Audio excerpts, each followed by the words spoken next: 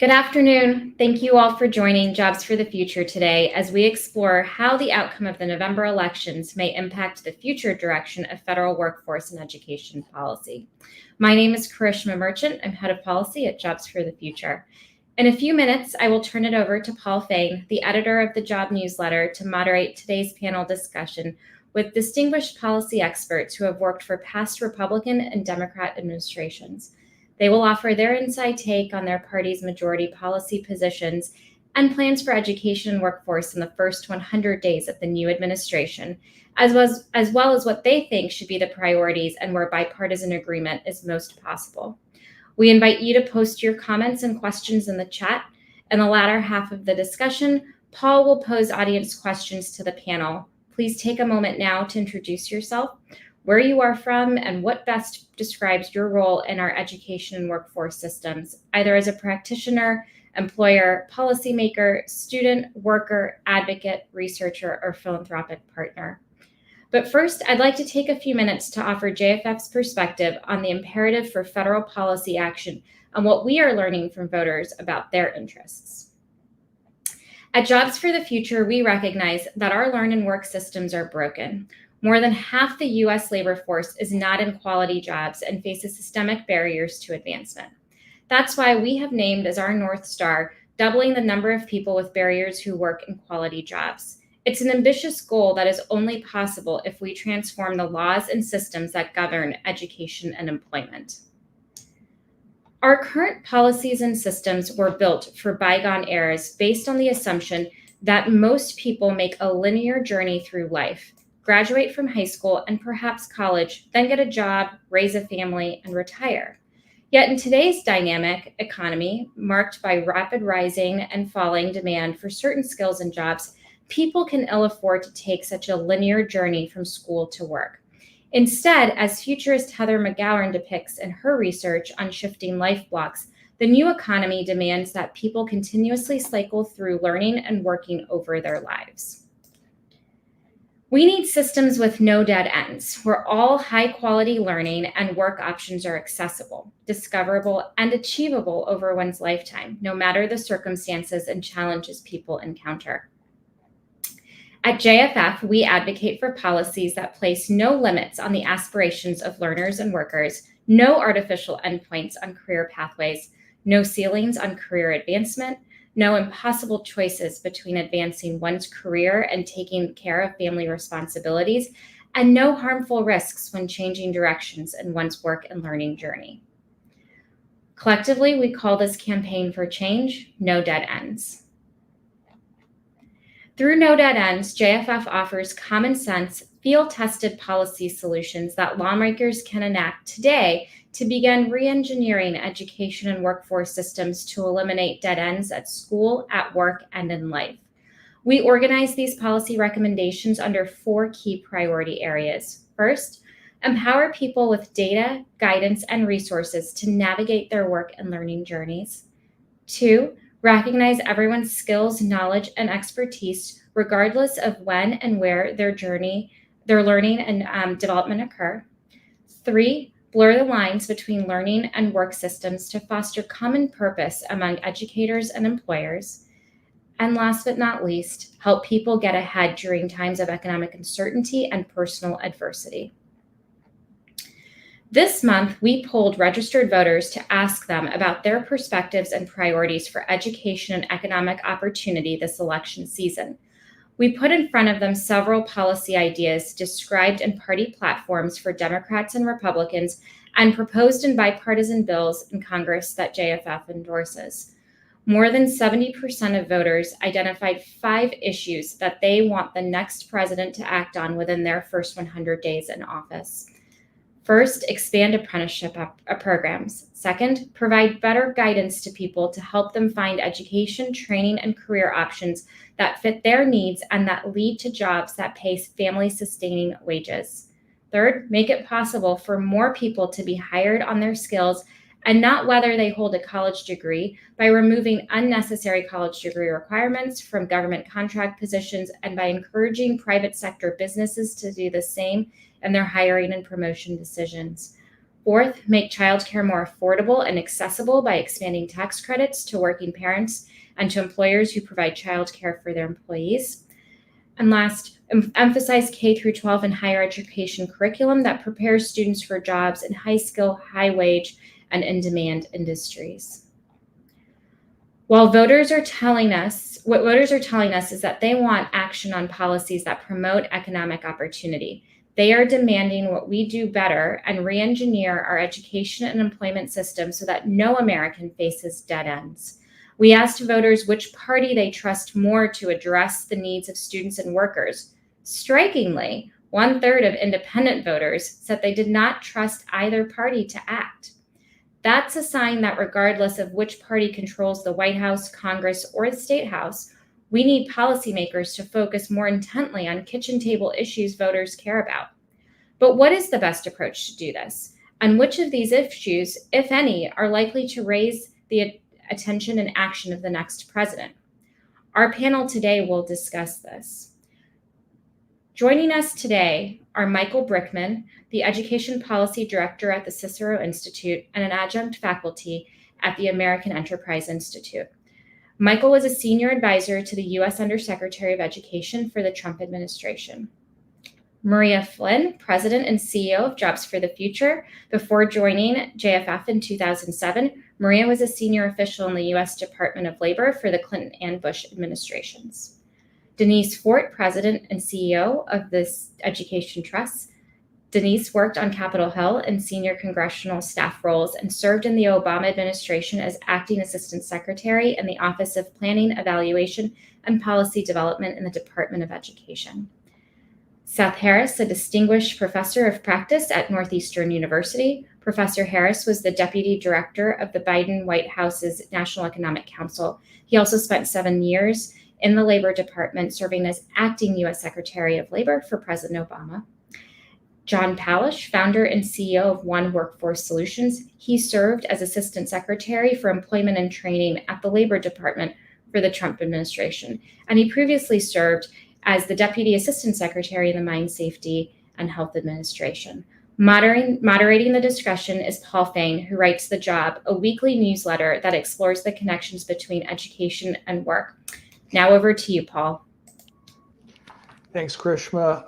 Thanks, everybody, for being here. So this is rare. We're hearing from a group of 5 leaders who previously served in presidential administrations on both sides of the aisle, and from experts who worked for the Department of Labor as well as the Department of Education. So no silos, no bubbles here, just real talk. We're going to hear about the upcoming election coming soon, what it means for our workforce and educational systems. Thanks to the poll that Krishma just talked about, we know voters are interested in these issues, and they're frustrated that both candidates are not paying enough attention to education and employment issues. Let's start with Professor Harris.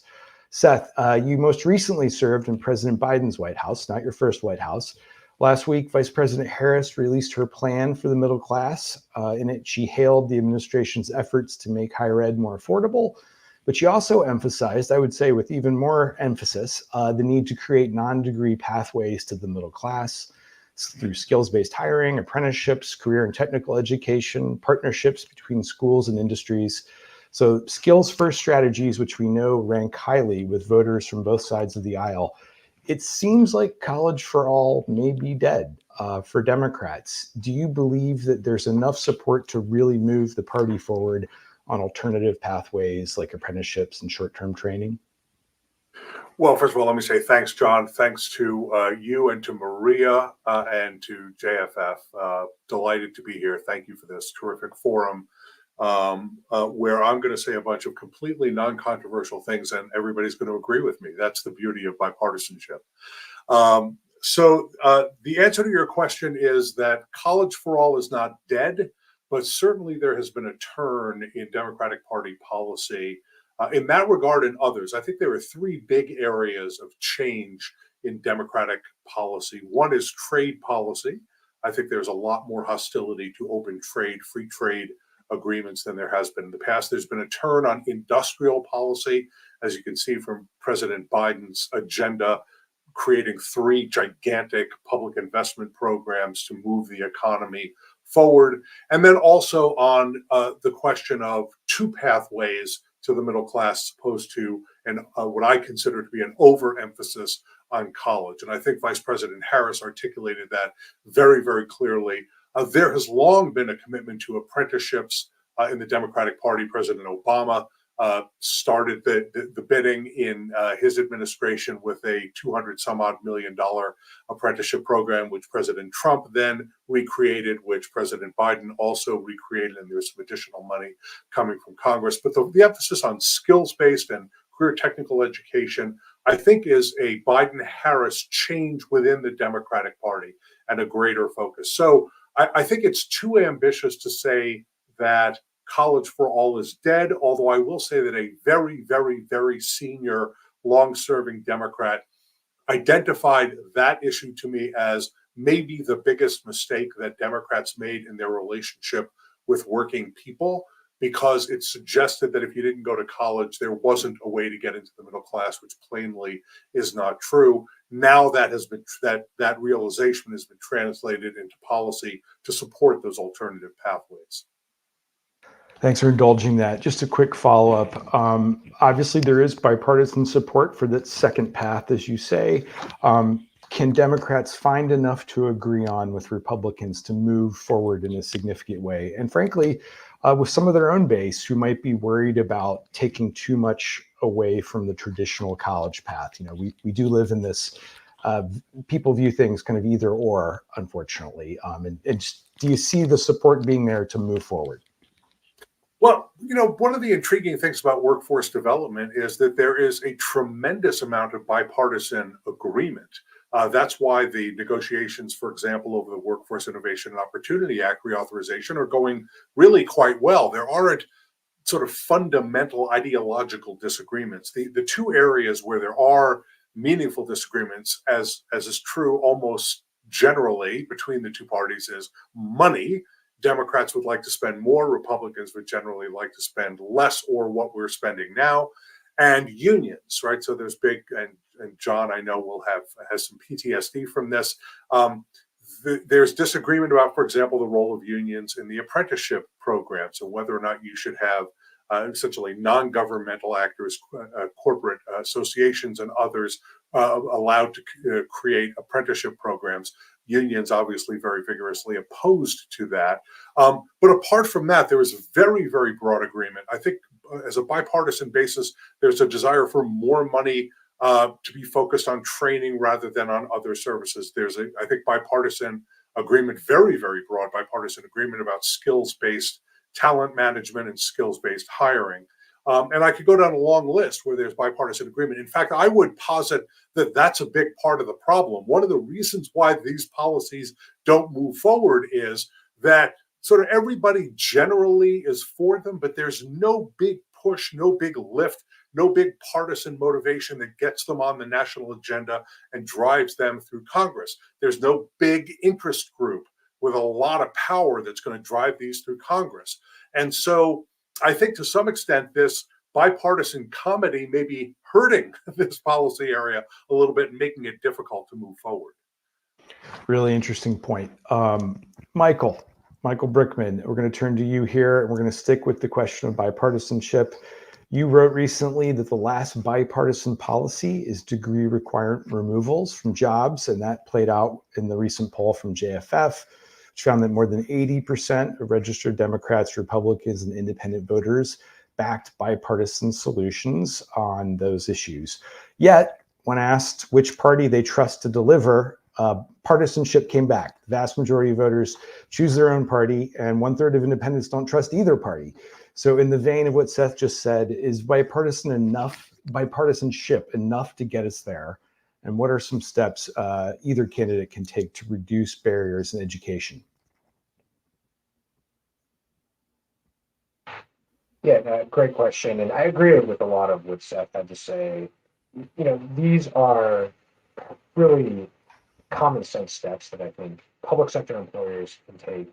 Many private sector employers are taking the same step. You know, you had governors across the country from very, very blue states to very, very red states. You had Governor DeSantis. You had in everywhere from California to Minnesota, people who are now involved in this national conversation at the top of the ticket, like Tim Walz, have been doing this in their states.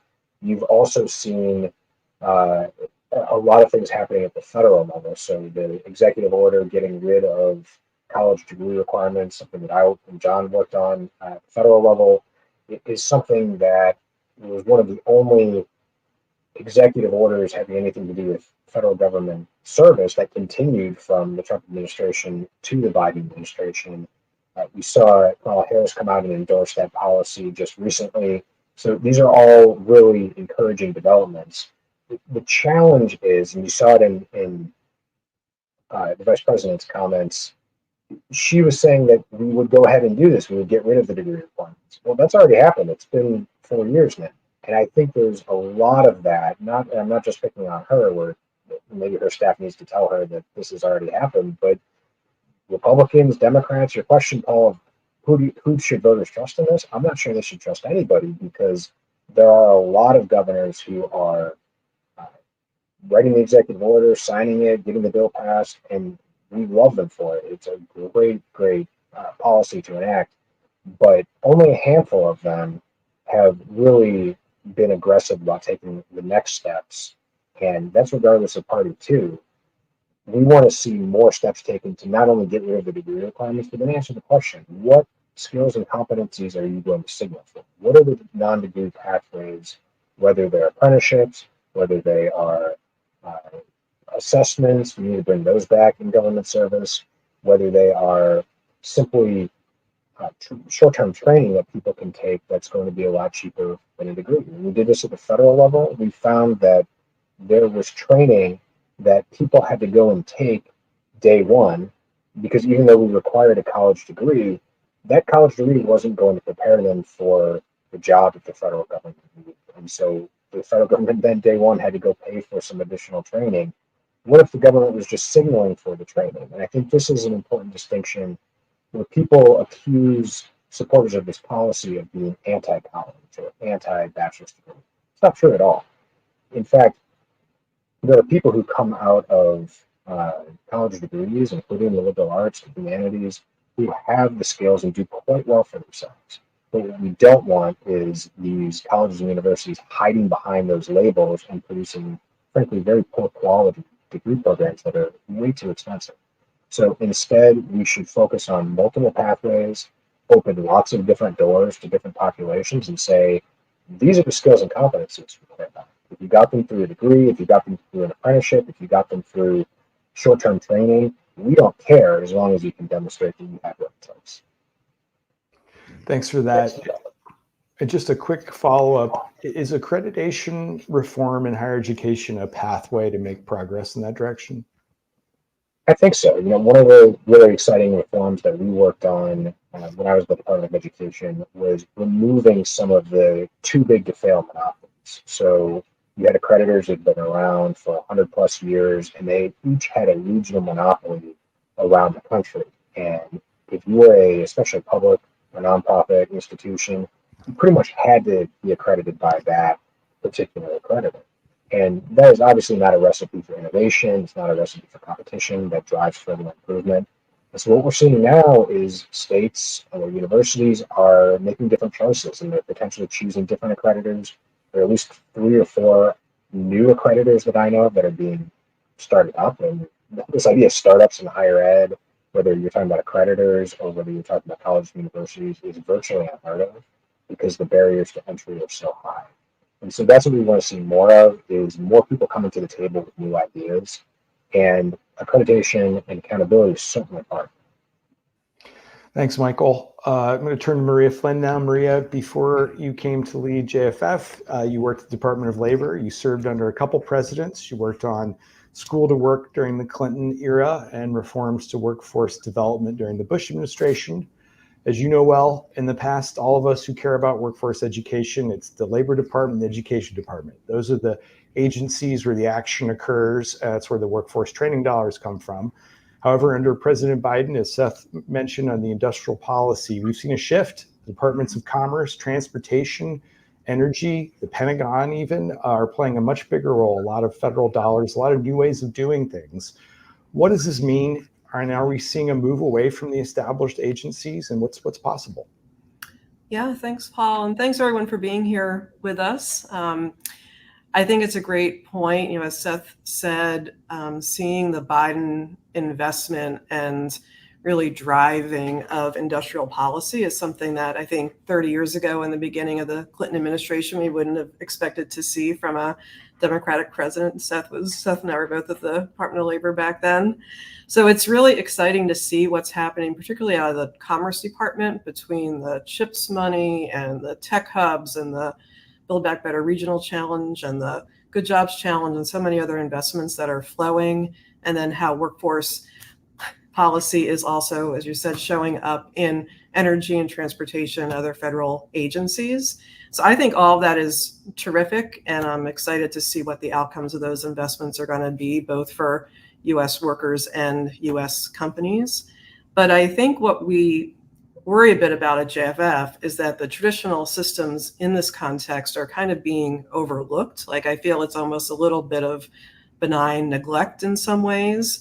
So as much, focus is being put on the jobs of the future and the new skills that are being required, new investments and new reforms to those base systems like the WIOA systems aren't happening. So I worry that we are going to end up in a disconnect where we're not going to have the training and upskilling infrastructure that's needed to meet the labor market demand. So I think it's that kind of connection point that we need to be paying attention to, and to see, how can we really be rethinking what a lifelong learning system is for this country? Because I don't think it's just tinkering around the edges of WIOA. I think we need to be thinking bigger, but that conversation doesn't seem to be what has traction inside the Beltway right now. Just quickly on, thinking about the CHIPS money, some of the companies involved, Intel has said 70% of those jobs will be non-four-year degree. Do you think that money can drive some new pathways for folks who've been left out of the economy? Definitely, and I think that the Commerce Department is doing a great job of, building in requirements into that funding around, equity, around childcare provisions, around kind of those supports that are going to build these new pathways to the middle class. But I think we need to be thinking about what are the other pieces that need to be put in place. So like career navigation, right? How do workers who are either entering the labor market for the first time or folks who are looking to be upskilled kind of know where these jobs are, what they entail, what training is required? So I think until we really think about career navigation as almost a universal benefit, right? Access to high quality information on careers, on non-degree credentials, on the ROI of degrees themselves, I think we're going to continue to have a mismatch between what employers are looking for and what workers are being prepared for. Great points. Definitely a hard time to figure out where to look in the economy for job seekers. Denise, I'm going to turn to you now. You served in President Obama's Education Department. You worked on Capitol Hill. As you know, as you've heard, both Republicans and Democrats have called for more accountability in higher education with training providers. And as some of us remember, President Obama did that as well. The college ratings plan was a real major forward step on that. What do you think's missing these days? And what are some concrete steps on the accountability front you'd like to see from the candidates? Yeah, that's such a great question. And I am really excited to be here on this panel this afternoon. It's good to see so many familiar faces. So look, I think, we would like any new administration to approach accountability with a real emphasis on equity. And what does that mean? Ultimately, accountability should be driving student success, whether that's college success or career success. And there's a few ways to do that. And I was so glad to, really see an intentionality in JFF's work around comprehensive data. Bottom line, we need more data across the through 12 higher ed and workforce systems that really reflect students' progress toward attainment. We shouldn't have standards that are only based on completion or graduation, but really should consider multiple points like enrollment, retention, credit accumulation, course completion. And this should be regardless of whether it's college or a workforce program. We also really need to help accreditors better evaluate institutions through an equity lens. There's a number of ways that you could do that: evaluating admissions practices, assessing student support strategies, and improving the safety and inclusion of underrepresented students, particularly students of color. But in the end, we really also need to look at how we might go about recognizing some longstanding limitations on institutions that are already serving students of color and students from low-income families. We should account for some of the historic inequities that have limited under-resourced institutions' ability to evaluate their progress and innovate as well. So, any new accountability system really needs to prioritize student success. That is key for us. And it doesn't take much to get there. We just have to have the will to do so. Thanks, Denise. And just to follow up on what Michael mentioned, I guess I asked him about it, but on accreditation as a driver, you mentioned accreditation. Are you watching any of the upstart accreditor experiments? Think that there's potential for new data tools that maybe a new accrediting body could bring to this discussion? Is that a space you're optimistic about? I think we just need to see more come out of some of these new starts. Very early. And ultimately, some agreement that the indicators and the measures are really solid. And I think there's, more evidence that we need to that effect. But it's certainly, accreditation hasn't evolved as much as it needs to. And there's been a couple attempts of that, but we certainly need more of it. Good stuff. I love that we're hitting accreditation and WEO in this panel. This is what the eyeballs really love most. This is the big draws, but really, it's important stuff. John Palish, thanks for sitting with us. It's your turn. You were Assistant Secretary of Labor during the Trump administration, where you sought to expand industry-led education and training, and to make sure that our nation's workforce system was based on skills and more responsive to employer talent needs. Do you see that focus continuing if he's back for a second term? If so, how do you expect that administration to engage with industry, including trade associations and unions?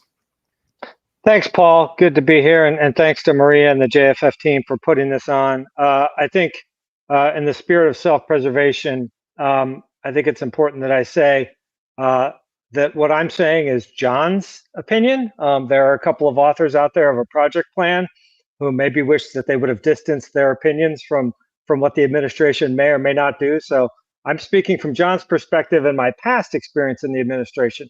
I certainly hope the focus remains on skills. President Trump issued the executive order in 2020 requiring government hiring to focus on skills, not degrees. As Michael mentioned, any number of states followed suit. I think that is a bipartisan, well-received movement.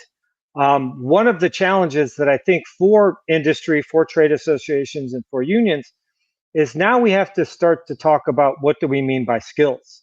How do we not only define skills, how do we assess skills? And are we talking about the same thing? One of the challenges that employers have is, well, I need to hire a senior programmer. Well, what's a senior programmer? Well, John just left. He was a senior programmer, so I need another John. Well, what were the things John did? Well, he did the things. It's in the position description. And you look at the position description, and it doesn't talk about the skills. It talks about the tasks. So we've really got to force ourselves to have a real conversation around what do we mean by skills-based hiring? Sounds great. Everybody's in agreement with it. But what does it mean? We already have enough difficulty with soft skills. We don't want to call them soft skills anymore. We want to call them durable skills. We want to call them these other skills. That's before we even get into the hard skill conversation. So I think the next administration, and I think the current administration, should there be a second term, will continue to focus on this because it makes sense. I think the challenge is going to be, how do we start to bring that to reality? How do we help employers define what those skills are? How do we help education providers, training providers understand those skills, build training, build curriculum that rolls up to those skills? Where are the assessment folks who can come in behind and say, yes, John demonstrated competency in that skill and he gets a badge that everybody recognizes as John now has this skill? And no disrespect to my friends on LinkedIn, but it's great if you go on and say John has a skill in public speaking, but that doesn't really mean anything. That just means, well, Paul saw John public speak once and he gets a badge for being a public speaker. So we've really got to put some real meat behind that. But I hope that the momentum continues, honestly, regardless of what happens in November. Great points, John. And as I know you know well, a lot of work around skills happening at the state level in Alabama, Arkansas, New Jersey, California. Is there a role for the federal government there? I mean, as you were speaking, I think nobody would disagree with you that actually doing hiring in a skills-based hiring, the proclamation doesn't mean as much as getting it done. But I'm just wondering what sort of role, if any, you see for the feds there.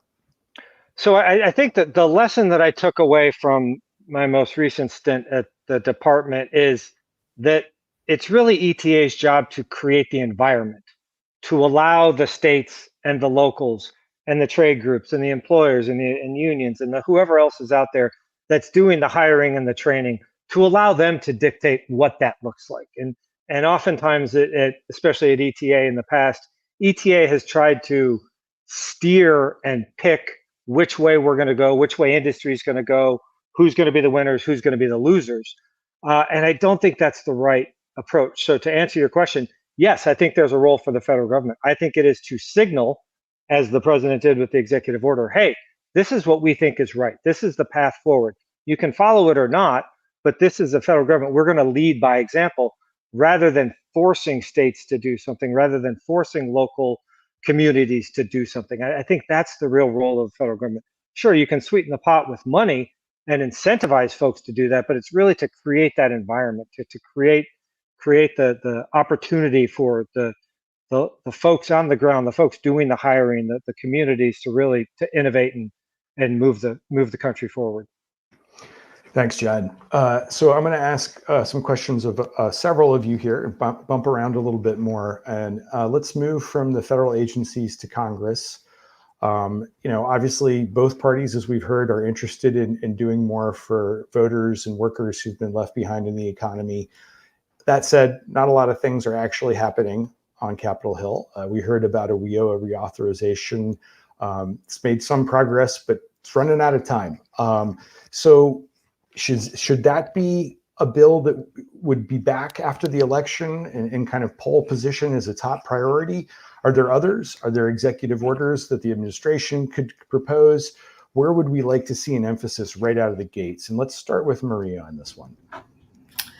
Yeah, in my ideal world, we could be working on a parallel track around WIOA. So I think getting these kind of incremental changes and reforms that are being considered across the line and signed into law, I think would be terrific. But I would also hope that the next administration, whoever's in the White House, can really launch a more kind of robust, holistic view of and review of what is a lifelong learning or a talent development system for the United States, and what should that look like that isn't kind of beholden or built off of systems that were, designed for a bygone era, as Krishma said at the beginning. And I think that what we need to do is to be thinking bigger. We need to be taking bigger swings, and we need to be thinking about, how do we design systems and get money into the hands of workers who are looking to upgrade their skills. So I think, to me, a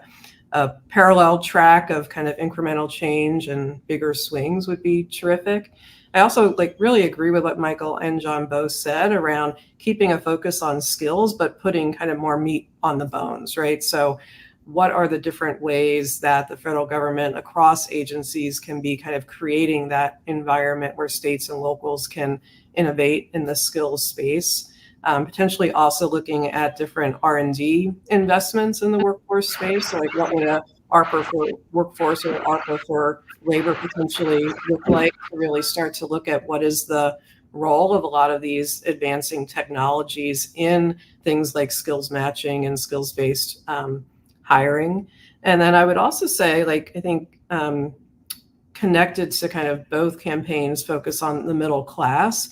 Right now, I think a lot of workers who are employed but working at low wage levels are shut out of a lot of federal programs. So, are there initiatives that can be focused on and available to folks who are working in this period of low national unemployment, but are not currently eligible for other funding streams?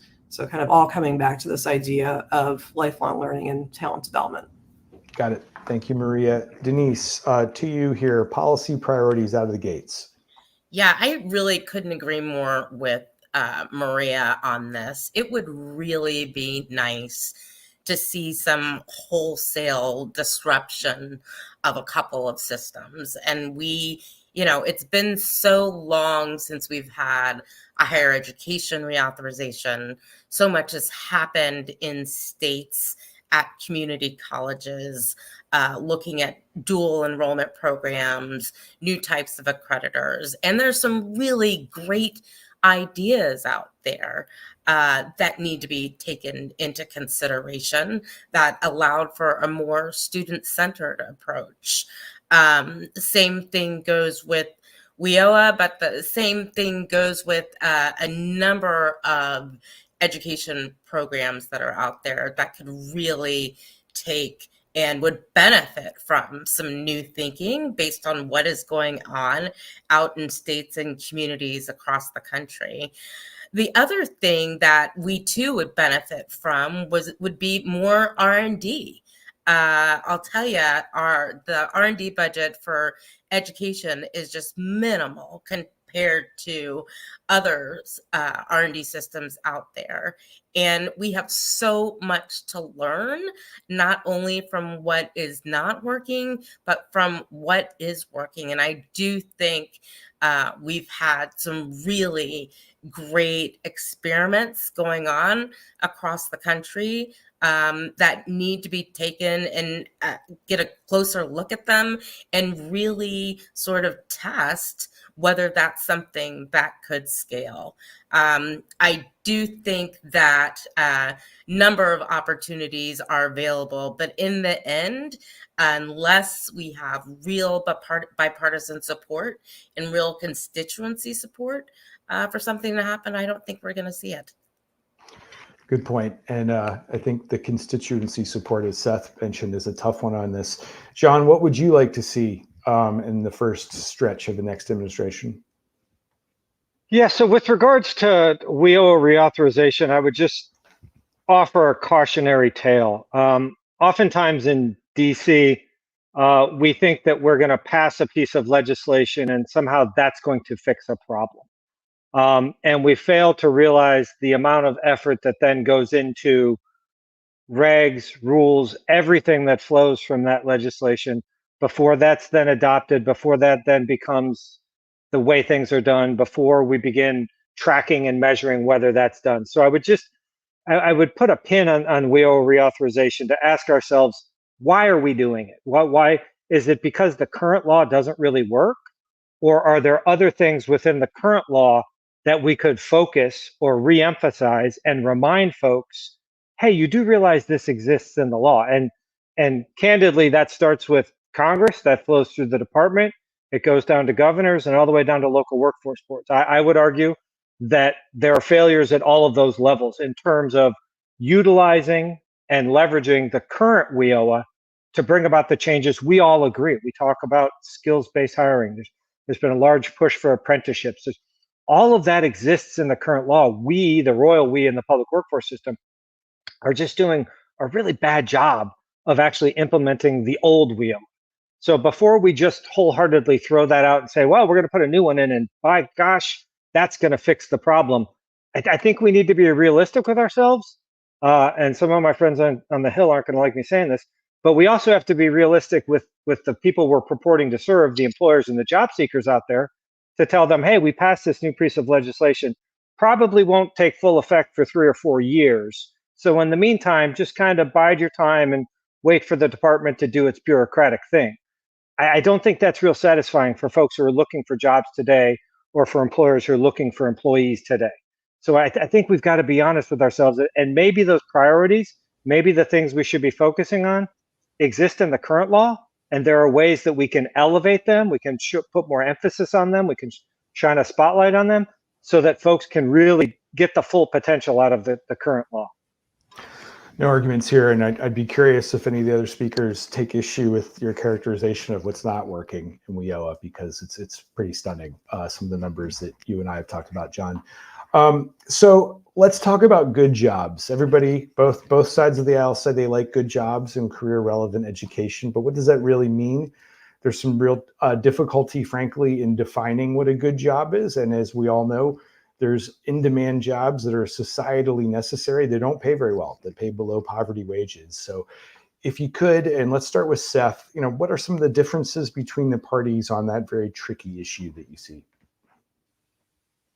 Well, I'll start with the easiest one, and that is that as a general matter, Democrats think good jobs come with a union, and I think most Republicans don't feel that way.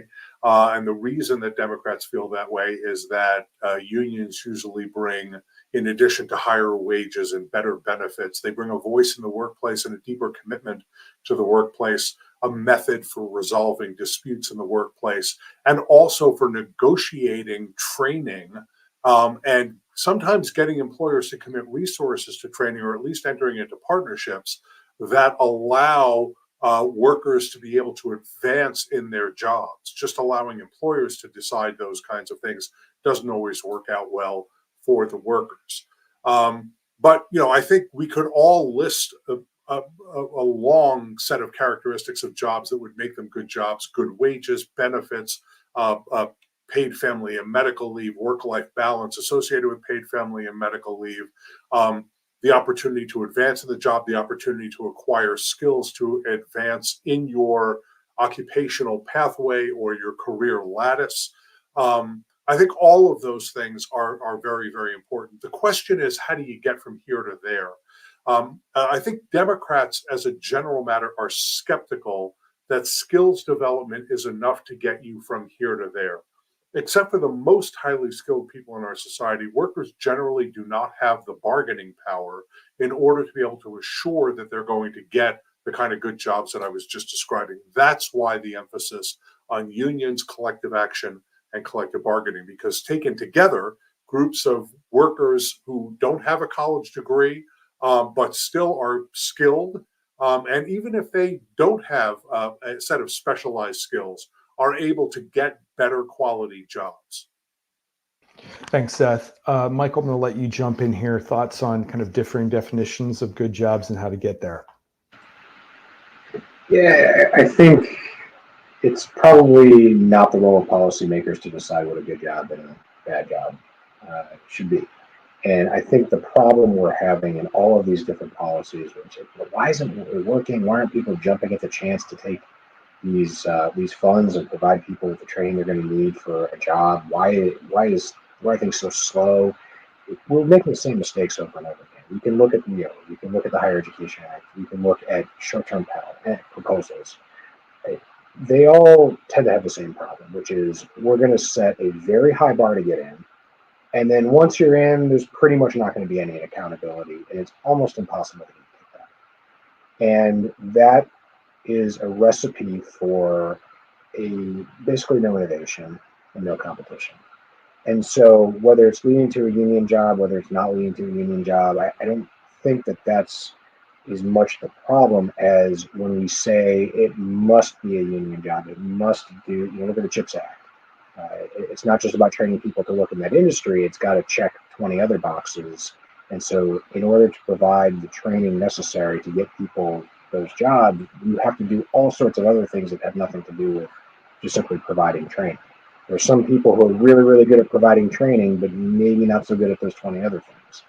And so if we're going to continue to author bills and regulations that have 500 pages and 100 different requirements, expect only the very largest, very most politically connected providers to be able to meet those requirements because they can afford the consultants, they can afford the lobbyists, and all the other things you need to do besides just providing the education and training, which is supposed to be what we're after.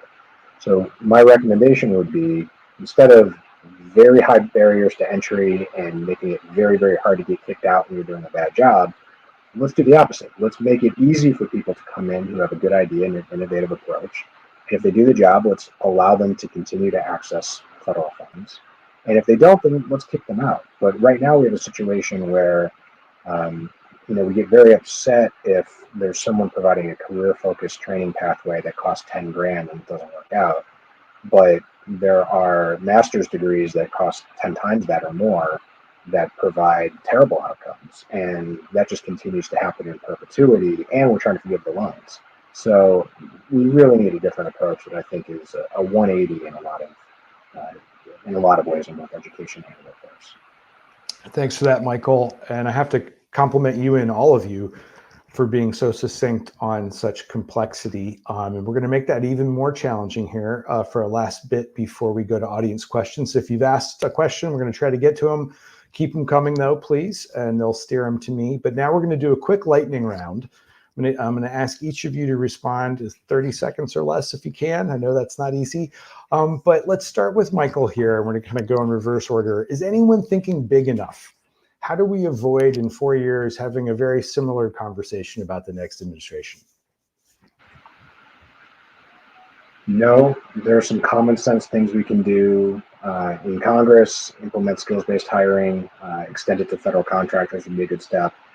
But in higher ed, probably the single best thing you could do is to ensure the colleges and universities are in the same boat as the students. So make them co-sign the loans, put them on the hook through risk sharing.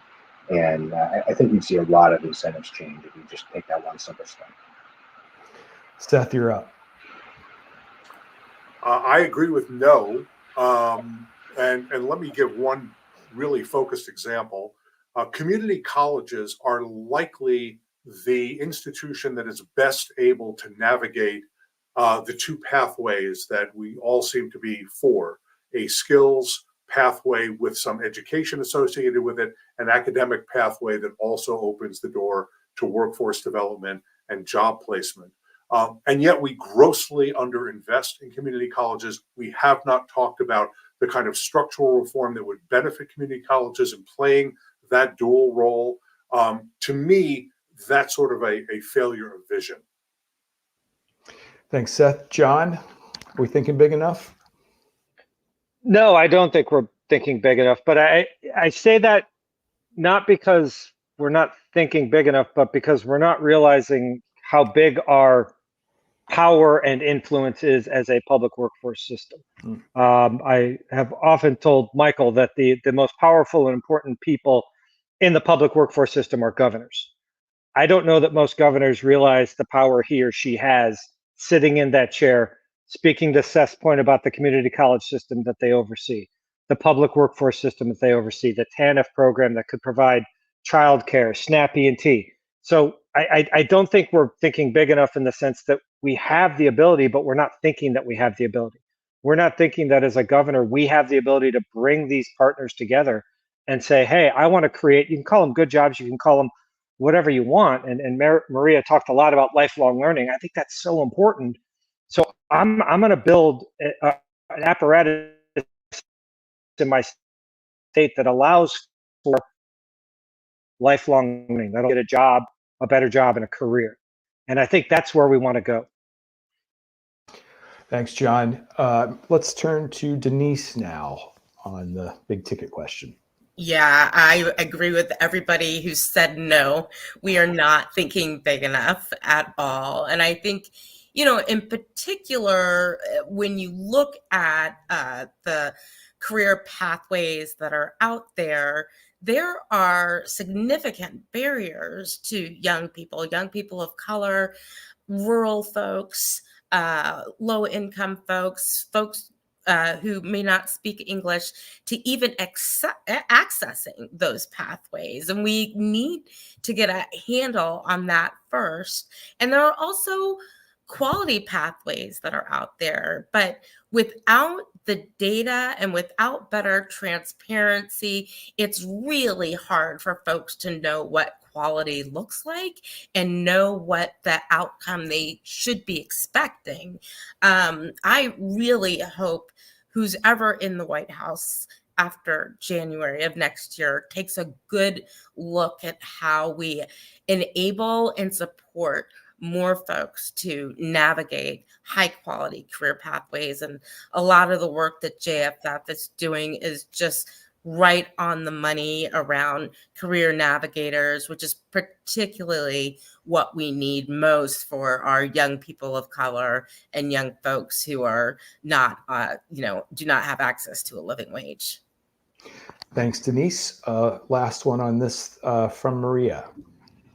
Yes, I definitely agree that we're not thinking big enough and that there's a lot of room for creativity and innovation in this space. And I think just tying together a lot of what folks have already said, I think how do we build high quality, transparent, accessible, multiple pathways to the middle class, right? And how do we build that in a way that is accessible throughout the country, in a way that is not just kind of looking at the jobs of today, but the jobs of tomorrow, that we're leveraging advances in technology as we're thinking about that. And I think that the, Gen Z and the younger generations are going to demand that. I think, we're seeing folks demanding things in what they're looking for in jobs that, Gen Xers like me probably wouldn't have thought of doing. So I think it's really upon us to be building the system we want to see of the future and kind of stop trying to tinker with the system of the past. Thank you. So you all did great. We're going to try one more lightning round because you all did so well. And we found agreement there on the no front. But maybe it's weird to be the journalist Pollyanna here, but I feel like the issue's hot though. Like, maybe the ideas aren't big enough. The interest is there. Like, seeing Harris's speech the other day, it was like my beat, in 80 pages. It's unlike anything I've seen during my career, the interest in these issues. So I'm going to start with you, Maria. Everybody loves to make predictions in this area. It's so easy to do. It's so easy to know what's going to come. But that's sarcasm. What would your best bet for a policy pursued, maybe even enacted in 2025? I would say it is around facilitating skills-based hiring. So whether that's, federal government itself, contractors, and putting more tools in place for states to scale that work. That's a good one. Denise? I'm going to go with short-term Pell. I think there was a lot of support in both the House and the Senate. I think more work needs to be done to make sure we have the right guardrails there. We also have to take a much closer look at how it would be paid for, because the current idea doesn't seem to be on the table. But that is a place where I think some action could happen. Thank you. How about you, John? I'm going to go a little bit off the board and say I think there should be a focus on data and performance and accountability. We can talk about fixing the system or the system being better, but until we're honest about how bad the current system is, it's really hard to baseline and build up from there. So I would love to see a real focus on, okay, let's put some sunlight on what's actually happening, and then we can go about figuring out how to improve it. But if and until that happens, we continue to throw money down a hole hoping something changes. Thanks, John. Michael, how about you? Yeah, I agree with all of the above so far. Love what Maria said about skills-based hiring. There's, again, a bill from 2 liberal Democrats to codify the Trump executive order. That's bipartisanship if I've ever seen it. There's also a bill called the Access Act, which would extend the skills-based hiring prohibition on degree requirements to federal contractors, which is really important for veterans and a lot of other populations. agree on short-term health. We can get a better bill. No offense to anybody working on it, but we can't just put up more and more guardrails and expect that we're going to get better providers. If we're going to make it harder than even the current higher education system, we're just not going to get good providers providing those pathways. So you got to open the door and trust in the providers and then hold them accountable if they fail. Got it. Thank you. And does that mean you do or you don't agree with John on data? Yeah, data. Let's do it. All I've three. heard enough speeches from John on data that I have to agree with him. So yes, we need more data. We need more transparency. He makes a strong point there. Seth, last thoughts from you. Well, Maria, Denise, and Michael stole my answer, and I completely agree with John about data, a grossly undervalued issue in the workforce system. And he and I know it because we had to sit in those performance management meetings. I don't know if he banged his head against the wall like I did, but it was very frustrating. I am going to focus on one particular part of WIOA reauthorization, which I think is wildly popular and is going to affect even though it's a small change, it's going to affect a meaningful reform in the system. And that is a much greater emphasis on investment in training and a shift away from other non-training services. That will mean a much smaller number of people will be served because training is probably the most expensive intervention that the WIOA, the public workforce system, does. But it's also going to result in a lot more economic mobility for those people who actually are served. And my hope is it will call the question about whether or not the volume of investment in WIOA is big enough, because those numbers are going to shrink. Thank you. And thanks again to all of you for being brief on really complex issues. So now I am going to turn to audience questions. We've got a few of them queued up. And again, if you have them, go ahead and ask away, and we'll try to get to as many as we can. And for the expert speakers, you can jump in here. I'm going to just kind of throw this out to the panel. Raise your hand or just unmute and start talking. But number one here, how would both administrations prioritize special populations across both education and workforce systems? And that includes youth that are disconnected from school and work, youth and adults with disabilities, and justice impacted individuals. Anyone want to take a first crack at that? Don't all speak at once. I'll jump in. I think these populations are appropriately and consistently prioritized in administrations. Again, I think the problem gets back to my point about data and performance. And I can speak for the Department of Labor. We put out a lot of grants for disconnected, disadvantaged youth. We've got a Job Corps program that serves 30,000 disadvantaged youth. We put out second chance, reentry, justice impacted grants all the time.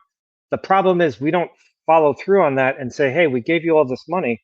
What are we getting for it? Again, I know because I was responsible for a $1.7 billion Job Corps program that struggles mightily to serve the population that it's supposed to serve, which is, I mean, if you want to show me more disadvantaged youth than folks in Job Corps, you're hard pressed to do it, because a lot of those kids, they don't have homes, they don't have anything. They've got Job Corps and that's it.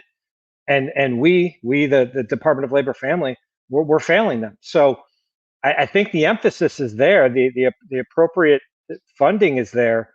We're just not getting the results for that funding that we need. Anyone particularly coming at it from a Democratic side of things want to respond or answer that one? Seth, Denise, Maria? I agree with John that these populations are ones that the Employment and Training Administration, has prioritized for decades in different ways. And as someone who used to run the research office at ETA, I would also agree with John that we don't have the evidence that we need. And I would even go a step further and say, I think sometimes there is evidence that isn't acted upon. So, I think really doing a deep dive into what do we know, where are the evidence gaps, and kind of where do we go from here, I think are great questions that a new administration can tackle. Thank you. Can I just jump in on? Please. I want to jump in on that point because I'm in agreement with John and Maria. The reason that it's very difficult to act on the evidence in addition to John's very important point about data and evidence-based, data-driven policymaking and the lack of an emphasis on data collection and data analytics. When you have a program that gives out money based on a formula, and you cannot move money around based on performance for a whole bunch of reasons, political and otherwise, it becomes very difficult to act on evidence. And that's one of the challenges with not just the WIOA program, but with other programs. And that is, how do you incentivize great performance when folks are going to get their money one way or the other? And you don't want to punish the people who are supposed to be served by yanking money away from a system that's broken in a particular jurisdiction, and then they don't get served. And it's sort of the old joke. The food is horrible in such small portions. Even sort of not very good services might be better than no services at all. So this is a structural problem with WIOA, and let me say other federal programs. There isn't a mechanism for getting people to follow the evidence. And the negotiations that go on between ETA and the local workforce investment boards over performance are and John, you can correct me if I'm wrong here, they're as much kabuki dance as they are actual negotiations and real performance goal setting, target setting. I'm seeing some nodding from John there. So Yeah, and Paul, if I could, Yes. 10 seconds to put a point on, because I agree with everything Seth said, and I will pat myself on the back, which I love doing. I'm the one that issued the guidance from DOL that talked about sanctions for poor performance under TEGL or under WIOA. I did that 5 years after the law was passed. So the fact that it took 5+ years for the Department of Labor to even raise the stick that it had and tell the states and the locals, hey, by the way, we have a stick here. Nobody thought about it. So that speaks to this issue. And I think Seth is exactly right of chicken and the egg. How do we punish the poor performers without punishing those who need the services from the poor performers? Thank you. I'm going to move to another question here, jumping down a bit to one I see about some of the federal money that's drying up, the post-pandemic, the relief funds, the ARPA funds. Are there new resources that are needed for innovative and ongoing investments in the education and workforce system? And what does that look like post-election? We've talked a little bit about the other agencies. Maria, I'm going to start with you, unless Denise, I saw you just unmute. Yeah, I was just gonna say, school districts across the country, the ESSER funds are now officially done and over with as of September 30th, and there is a huge fiscal cliff. I think one of the challenges was, and again, this sort of boils down to the evidence base, is there wasn't a real requirement to use evidence when they were thinking about spending funds. And it has only been in, the last couple of years that there has been a very strong evidence base around tutoring, around extended day learning, that we know can accelerate learning in the K-12 space. So, one of the challenges, as always, will be that there was not enough proof of what worked.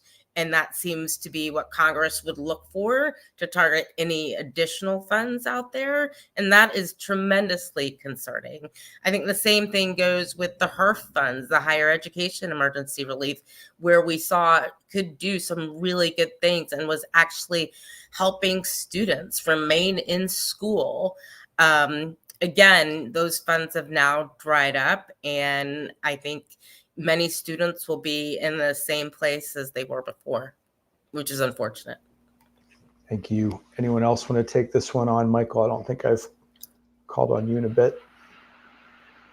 Yeah, look, in the spirit of, we're trying to keep it bipartisan and all that here, but I don't know. The reality is we give school districts a lot of money, and some of them said we literally cannot figure out how to spend it. And this whole idea of a fiscal cliff, we've seen this whole thing play out before. We saw it in the Great Recession. We're seeing it now. Probably the difference is even more extreme now than the Great Recession, where yes, they're seeing a decrease in federal money, but in K through 12 spending, the vast majority of the money is state and local, and state revenues are up substantially in most places. The federal spending has also continued to increase. And so the bottom of the cliff in a lot of places might be higher than where they started from. And again, this is money that a lot of these school districts literally cannot spend. We're seeing a challenge where some of it has been spent in the only place it can be, which is just essentially hiring more people. And now some of those people are going to have to be laid off, but much of it has not gone to increase educational achievement. A lot of it has not run into the classroom and things like paying teachers more to attract and keep great people in the profession. It's gone to all of these other things, and it's just exacerbated this decades-long trend of we're going to spend more and more on administration, less and less on money in the classroom. And that's resulted in just tremendous amounts of waste in the K through 12 system and a decline in educational achievement that we're simply not going to be able to overcome doing the same thing we've always been doing. So we'd love to see a different approach. We'd love to see policies that put parents more in charge of where some of this money goes to ensure that everybody gets a good education regardless of their background. Thanks, Michael. I've got another question for folks, but anyone else want to respond or weigh in on that one? Okay, so how could making the child tax credit permanent or expanding affordable child care boost workforce participation for lower and middle income families, and what role could bipartisan support play? Anyone want to talk about this one? Obviously, this is an industry that is in real trouble and obviously affects the workforce as well. Seth, are you a fan? Well, it's hard not to be a fan of a policy that lifts 50% of children out of poverty. So the child tax credit, which seems to have support on both sides of the aisle, is pretty clearly the right way to go. It's not a small dollar item, but personally, I don't really care about that. I think reducing poverty for children is much more important. Early childhood education, which is not really my area of expertise, but I will opine on it anyway, because that's the beauty of being a former Deputy Secretary of Labor, is I don't have to know anything in order to offer my opinion. Early childhood education there's a serious market failure. There is an immense amount of demand. There is an inadequate amount of supply, and yet we are grossly underpaying the providers and not providing them with the support that they need. That is a market failure. You know, when there's demand exceeding supply, price is supposed to go up, right? And more people are supposed to flood into that market to provide the service. But because we do not have anybody who is a payer in this system other than families, in most cases, obviously we have Head Start, and there are some state systems, and you know, some school districts are doing it. But because we do not have a third-party payer who can afford to provide the supports that are needed to early childhood education providers, and also the training and certifications that they need, we're going to have a lot of people who have a lot of difficulty participating in the labor force because they have persistent childcare failures, persistent childcare problems. If we could solve the childcare problem, that would increase supply in the labor market, and that would allow a lot of people to advance in their careers, because it would take a very important worry off of their to-do list. Yeah, let's turn to John, but moderator's privilege here. If you haven't read the Janet Yellen report on that industry, it's really hard to argue that it's a total market failure. John, what do you think? What should we do? Yeah, I tend to agree with Seth. I think that it's not even a challenge for some folks. It's a full-on blockage. And if and until we are able to remove that blockage, and obviously it's as with any complex big issue, it's licensure, it's staffing, it's not one thing we're going to do. But again, I think if we started to look at the data and understood how big of an issue it was, if we were honest with ourselves about the labor force participation rate and where it currently sits versus where it was pre-pandemic, that's not a left or right thing. That's just a, hey, we're not even back to where we were in February of 2020 in terms of the number of people working. Why do we think that is? It's because of this, what we call a care industry. It might be childcare, it could be parental care, it could be other types of care for individuals, but we don't even have as many people working today as we did 4 years ago. So we got to be honest with ourselves about how big of an issue this is and how many people it is just keeping out of the market, out of the labor market, how many people it discourages from going after any type of promotion or any type of career ladder because, well, if I do that, then I won't have the flexibility to be at home. We've got to be honest with ourselves about the challenge, and then we've got to bring all of those partners that I talked about together, all those federal agencies, all those dollars together to try to remove that barrier, remove that blockage, so that we can get folks back to work and we can allow folks to progress in their careers. If I could just add, Paul, I think I agree with a lot of what's been said, and it's just such a critical issue for workers, but also families, and how many people are having fewer kids or delaying having kids because it just seems like an obstacle you can't overcome if you need to be able to work and you need someone to watch your kids while you're working. The only thing I would just push back slightly on is this idea of a market failure. Yes, it is a huge challenge. As someone with young kids, I can attest to that. But it's also an incredibly highly regulated industry, and probably with good reason. It's people's kids after all. But there are a lot of very strict requirements in place in terms of how many kids can you take care of. If you're someone in the neighborhood who wants to watch some neighborhood kids or even relatives, sometimes even that is highly regulated. You have most states incentivizing college degrees for people who are watching kids, which seems like not the right thing to do. There are pay requirements. There are proposals in some states and in Congress to say that childcare providers need to be on the teacher pay scale. And Washington, D.C. even requires a bachelor's degree for childcare providers. So if you're going to do all of these things and then say market failure, I'm not sure I totally buy it. Let's try to have a little bit more flexibility in the system. Let's bring in more providers and make sure that there is an ability to serve the market need before we say, well, I guess the only answer is to the massive subsidy and huge amounts of regulation is more subsidy and more regulation. I'm just not sure I follow that line of reasoning. Thanks for that, Michael. And sadly, I'm going to have to wrap there and turn it back to Karishma. But before I do, I want to thank you all for taking on such a broad range of topics with depth, getting into some brass tacks, some agreement, some disagreement. I learned a lot, and I hope to hear more of these sort of conversations in the next year or two. Back to you, Karishma.